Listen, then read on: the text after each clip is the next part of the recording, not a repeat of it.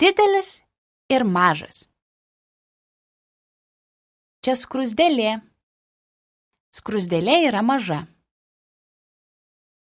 Čia dramblys. Dramblys yra didelis.